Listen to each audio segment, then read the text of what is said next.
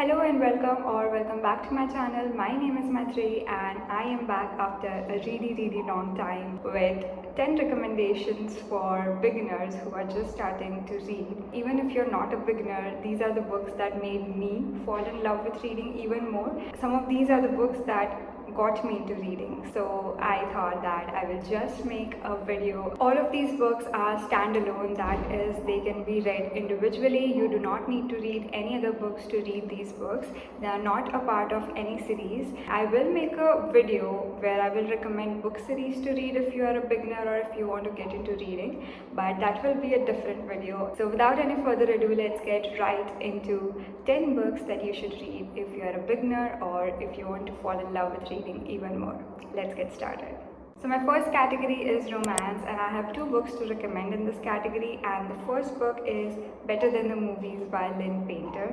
This is a book that has been going viral since the last year, and with good reason. I read it, I loved it a lot. It's basically the story of Liz and Wes, who is, by the way, the best book boyfriend ever. Liz is a hopeless romantic. She lives in this dream world. She's obsessed with romance movies. She listens to songs that make her daydream, and she's always lost in that world of hers where a perfect love story is just right around the corner. With that, her childhood crush, that is Michael, comes back to her college or high school, wherever she is right now, and she is like, this is a sign that we will get back together. He is here for me and I should be with him and stuff like that. So she and Wes get together to make Michael jealous and fall in love with Liz.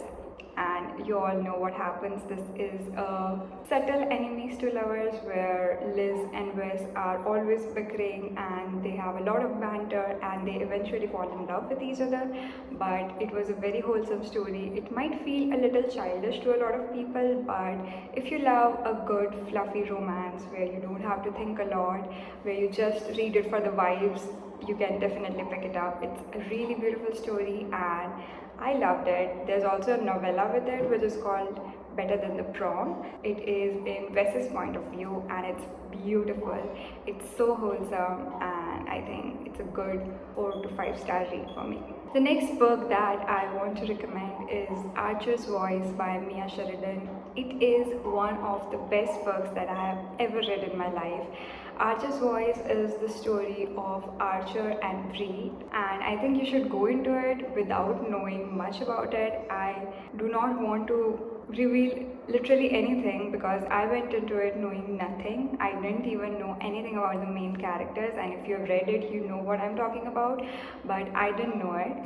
You can guess it in the first few chapters, but I'm not going to reveal it. Anyway, I know this is very annoying, but this is a very wholesome story of first love, about discovering yourself, about losing your sense of identity in a relationship, like being so obsessed or dependent on the other person that you forget yourself, and then coming back from that place to a place where you are both happy on your own but make each other better, you know. And Archer and Bree are two of the most wholesome characters that I've ever read about, and this story is one of the most fulfilling stories you will ever read. It has plot twists at the end of every few chapters. You're always holding your breath, you don't know what can happen, and it's very addictive, and it's beautiful, it's sad, it can make you cry, it has the potential to make you cry. It made me cry, and there are some such good quotes in it. I think you will absolutely love it.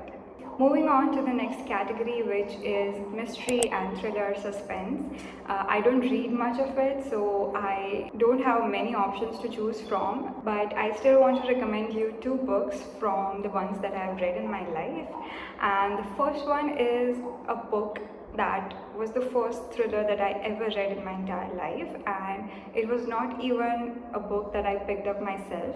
I was just at a bookstore and I asked this random stranger to recommend me her favorite book, and she goes ahead and recommends me this book called The Silent Widow. I had no idea about it. I came back home, I read it, and I absolutely enjoyed it. Like, I didn't know I could enjoy thrillers because it's not my genre of choice, but surprisingly I really enjoyed it, and this is why it's on the list. I read it several years ago. I have no memory of what happened in the book, but what I remember is that it was 4 to 5 stars at that time. This is a story where a girl named Charlotte goes missing. That mystery goes unsolved, nobody knows what happened to her. But then 10 years later, there's this psychologist, Nikki Roberts, and there are a series of attacks and there are a series of murders, and the psychologist, that is Nikki's patients, are the victims of these attacks. And then when finally Nikki is also threatened, she hires a private investigator and the story unfolds from there, and the PI discovers some truth or a name that leaves him speechless, and there's this line in the blurb that says, "It seems Nikki Roberts knows all too much and a ruthless killer knows the price of her silence." I don't know if I'm explaining it well, but I got the thrill from reading it. I was on my toes all the time, and I think it will be a really good book if you're just starting with mystery or thriller, or if you're not a regular reader, and I think you should try it.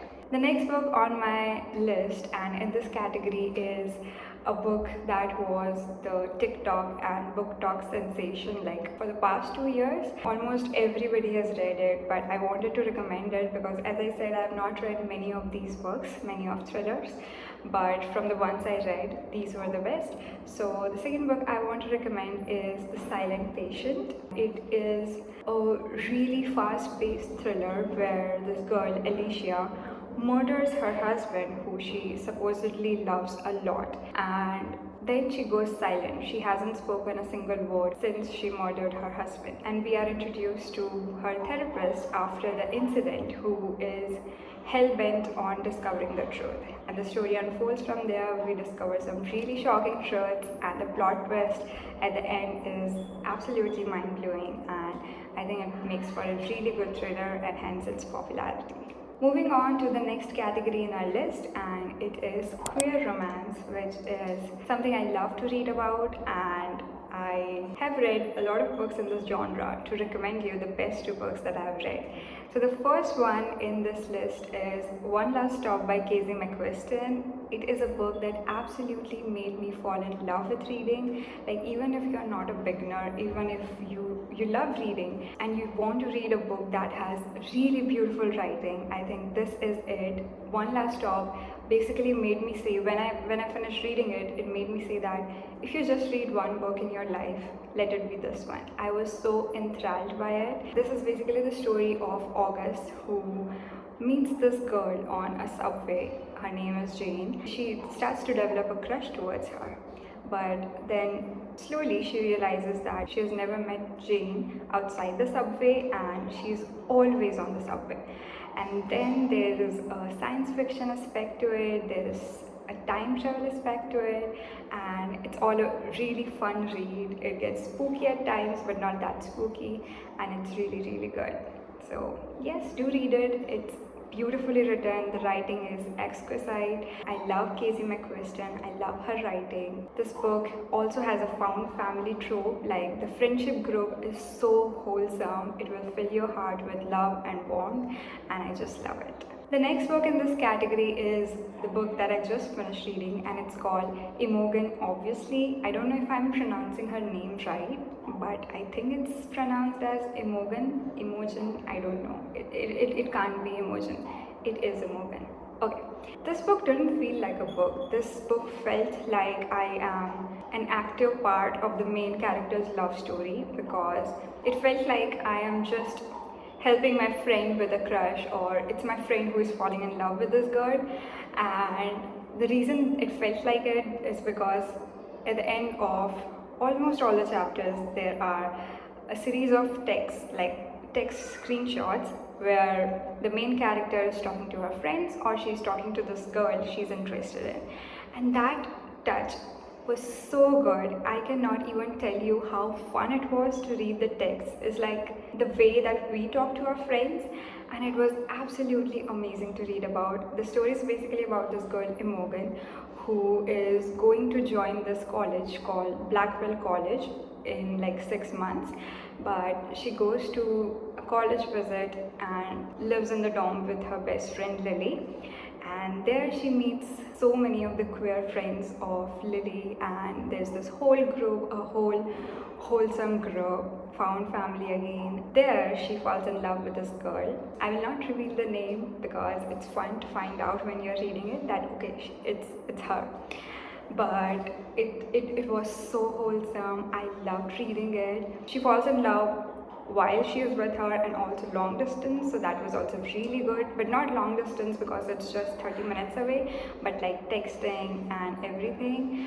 And it's very, very cute, and there is a lot of talk about the LGBTQ community, the queer community. I got to learn a lot about it. I got to know a lot that I didn't already know, and how easy it is to have internalized queer phobia even if you don't actively believe that. And also Imogen was discovering her sexuality throughout the course of the book, which was also really good to read about. So yeah, it's a beautiful book. I loved it. It was 5 stars for me just for the vibes, and I think you will absolutely love it.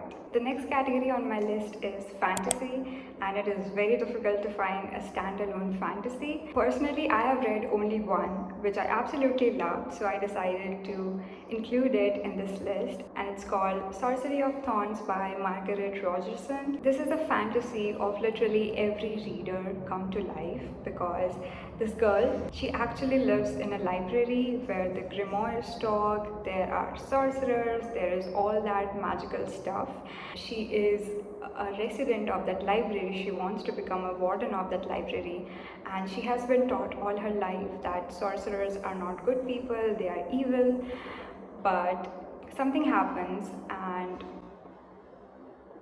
someone releases the most dangerous grimoire into the library, and in the act of saving it, it is assumed that she is the part of that crime, or she's the one responsible for it. So she's sent to the capital to face justice, and there she has no choice but to cooperate with the sorcerer whose name is Nathaniel. As you can guess, it is an enemies to lovers romance. It's beautiful, it's every reader's fantasy come to life, and a beautiful standalone fantasy novel. The next category on my list is graphic novels, because a lot of times those are really good to get out of a reading slump, or to get into reading and not have to read an entire book but get the essence of it.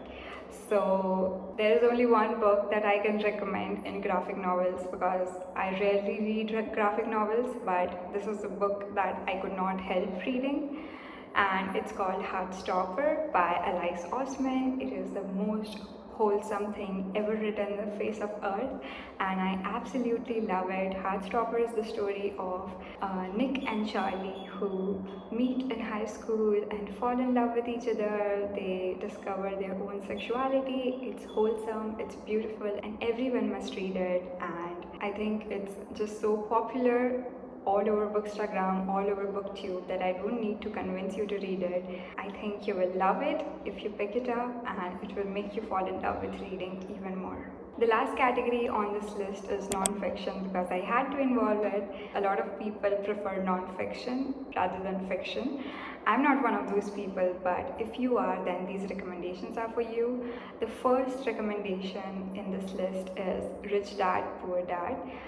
It is a book that I read years ago, but I remember thinking how much I have learned from this book, and there were actually advices that I could use in real life, things that I could implement in real life. You can learn a lot about money, about making money and investments and stuff like that. And if you want to learn how you can use your money better, how you can invest it better, or just about financial things, I think it's a really good book to pick up. And the second book in this category, and the last book in this list, is a book that essentially got me into reading. This was one of the first few books that I read, and it is non-fiction. It's an autobiography and it's called My Journey by Dr. APJ Abdul Kalam.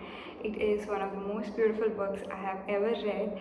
I didn't know that reading about mechanics and space and stuff like that will ever make me fall in love with reading, but that's the power of APJ Abdul Kalam sir's writing. It's so beautiful, it's so flowy, you get to learn so much and you enjoy it. Everything is written in a storytelling format, so you never feel like you're just being bombarded with information you don't need. And it's a beautiful book to get into reading if you are into non-fiction, and even if you are into fiction, you will love it because of the way it's written.